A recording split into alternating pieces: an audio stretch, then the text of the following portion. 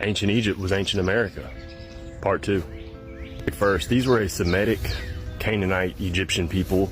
They went by different names at different times, and they blended in together because they were all in the same neighborhood and same regions, with their borders overlapping. So right off the rip, let's look at modern America and where we get our name from. So here you'll see the map, Canada, America. Well, back in the biblical times, we had the Amorites, right? Well, then in the Roman times, Caesar refers to Amorica. And this is where we get the modern America. Now let's look north to our neighbors, Canada. Canada comes from an ancient reference to Canaan, or Nod, the land they wandered out of the garden to. Canaan, Nod, Canada. Now let's look at what they called the Yucatan Peninsula back in the day. Sinai Mexicanus, the Sinai Peninsula.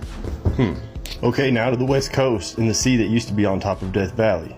Mar Vermelho, the Red Sea. We'll get back to that. Now looking at ancient Egypt, in different periods the coastline extended from the Red Sea to the Sinai Peninsula. Looking back to the map, that would be this area here, from Florida all the way over to the Red Sea there, or Baja California today. Now the word Nile comes from Nilios, the Greek word meaning valley. Now let's look at the Mississippi Valley here, and its 7 tributaries. They used to call it the Great River, coming from Mississippi, meaning Great River. Now look at these names the Egyptians called themselves back in the day. Mizr, the safe and civilized country, or maybe one might call it the Great Country, on the Great River, or the Mississippi, which was much bigger in ancient times, and we'll get back to that as well. They still call it the Mississippi Valley today, or the Great River Valley. Remember, Nile means valley. So the words and nomenclature haven't really changed too awful much. Now the ancient Egyptians separated their country according to the black dirt land and the red dirt land, as you can see here. The word Ar, or Ur, meant black in ancient Egyptians. We still see this today in the United States. We have Arkansas, which means Black River. Orlando, which means Black Land. New Orleans, which means New Black Land. Mar Vermelho, the Red Sea.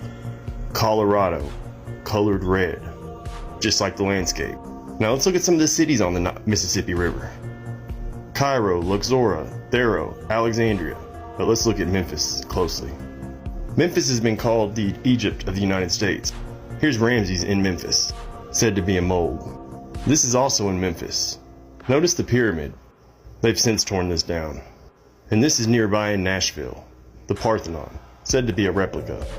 It's pretty original to me.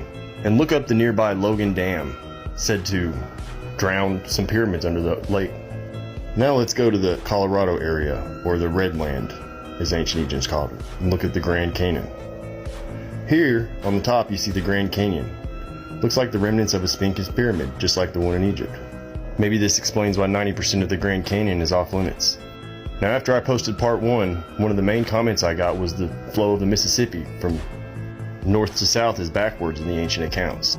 Well, they changed the flow of the river, and this was fairly easy to do. There are over 92,000 dams in North America.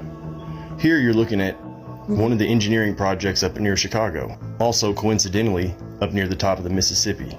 As you can see here, they reversed the river flow from emptying into the Great Lake to dumping into the Mississippi.